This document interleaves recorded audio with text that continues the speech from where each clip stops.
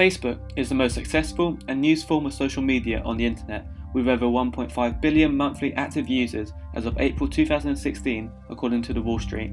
It is a central hub for users to post pictures, personal updates, and create events for friends and family. Facebook has become a useful tool in keeping up with people close to you, but also with those who live far away.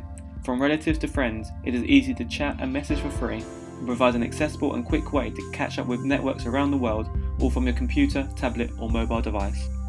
So in what way can Facebook be evil? There are many issues surrounding the owner of the website, Mark Zuckerberg, and the recent changes to privacy issues each user has. This means that a person's profile and personal information can be seen by anyone around the world. This relates to another big question, in whether privacy is dead, and this can be discussed with Facebook and the problems behind this. This also corresponds to the malicious side of Facebook, with cyberbullying. There has been a clear increase of cyberbullying since the creation of social networking sites such as Facebook, causing for hurtful comments about certain individuals.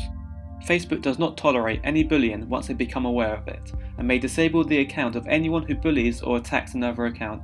This can be from publicly creating pages or images shaming the individual involved, or sending personal messages to a targeted person. There is an option to report and block anyone cyberbullying a person, but the victimization would have already taken place.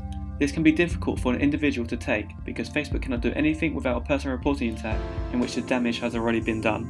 There lies a problem with social media, especially Facebook, and the evilness it can pose when given a free open space to voice anything you want.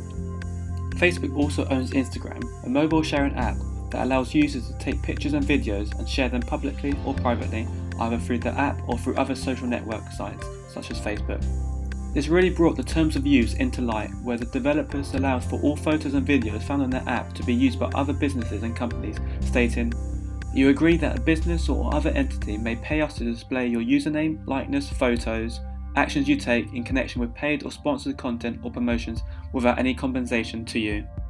An example is if a person takes a picture of a luxury hotel in France and posts it on Instagram, that hotel would have to pay Instagram to use it for his or her own advertisement, whilst the person who took the picture will end up with no money whatsoever. This comes across as somewhat unfair, as a user has no control over who is using their photos. The terms of use were swiftly changed, but the fact that this sort of language was even used provokes and discerns the trust from a number of users about their privacy and the evilness behind these big corporations trying to make as much money for themselves in return for your free personal photos.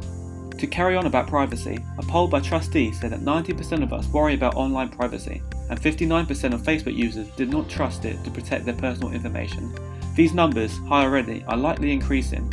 How would a user know if the third parties being used by Facebook have verified credentials? It raises a question as to why social media sites resort to tracking cookies and your personal data for higher profit margins. We have seen the opposite happen in other industries, such as the company Whole Foods and the idea of a health food store without the need of sweeteners and artificial preservatives. Surely, if a social networking site gives their users the privacy they want, it could be a better alternative and can therefore make money whilst knowing that their website is securing their data away from third parties. It seems that the main problem surrounding the social media and Facebook is a person's privacy, so a website securing this can show long-term success and revolutionise the social media market. What is next for Facebook?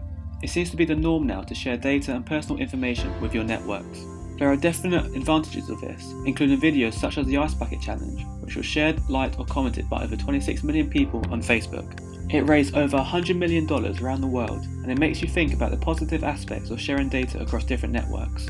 On the other hand, for every positive there is a negative, and the fact cyberbullying is so high on Facebook and the ridiculous decision of not preventing beheaded videos of people on their website shows a dark and evil side.